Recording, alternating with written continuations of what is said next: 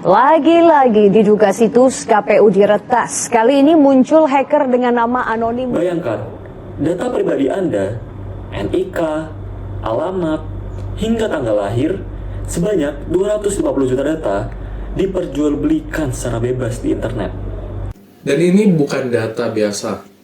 Ini merupakan data kita sebagai pemilih dalam pemilu 2024 kemarin. Keamanan data yang merupakan hak dari kita semua malah dipergunakan oleh oknum yang tidak bertanggung jawab.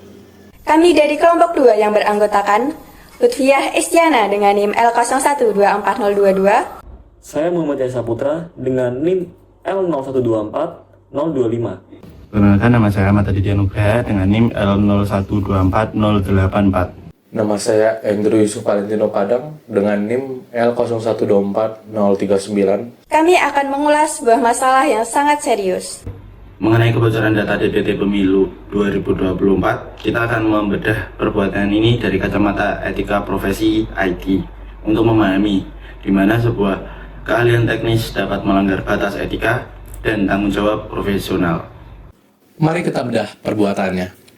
Pada November 2023, seorang peretas dengan nama akun Jimbo mengumumkan di Bridge Forum bahwa ia menjual 250 juta data DPT Pemilu 2024. Data ini terdiri dari NIK, nomor KK, alamat, nomor KTP, bahkan TPS kita. Ini sudah bukan di ranah ethical hacking atau bug bounty lagi. Ini sudah menjadi dinamika ilegal yang direncanakan. Pelaku tidak hanya menyusup, tapi juga secara aktif melakukan pencurian data dan juga memonetasinya dengan menjualnya di internet. Pelaku bahkan mendemonstrasikan aksesnya ke dashboard KPU untuk membuktikan keaslian data tersebut. Ini menunjukkan bahwa ada perencanaan dan motif yang jelas. Lalu mengeksploitasi kerentanan, lalu mencuri aset, dan aset tersebut diperjualbelikan untuk keuntungan finansial pribadi. Ini adalah rantai serangan cyber atau cyber kill chain yang lengkap, yang menempatkan pelaku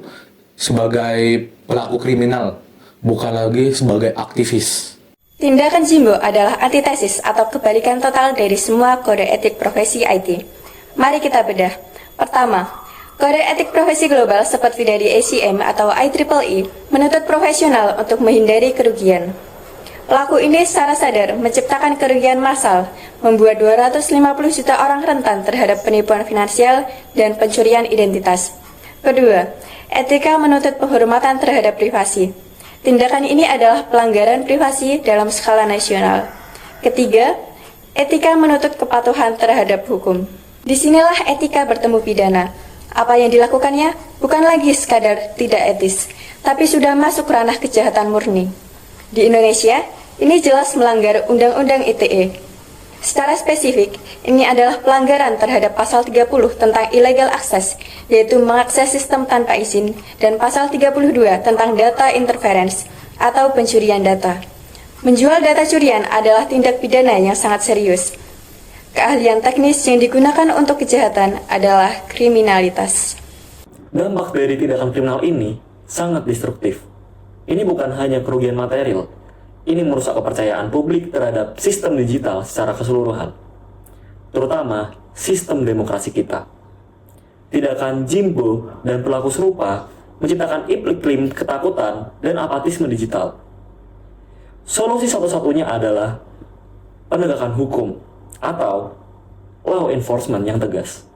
Pelaku kejahatan siber, dimanapun mereka berada, harus diburu, diadili, dan dihukum setimpal untuk memberi efek jera yang kuat.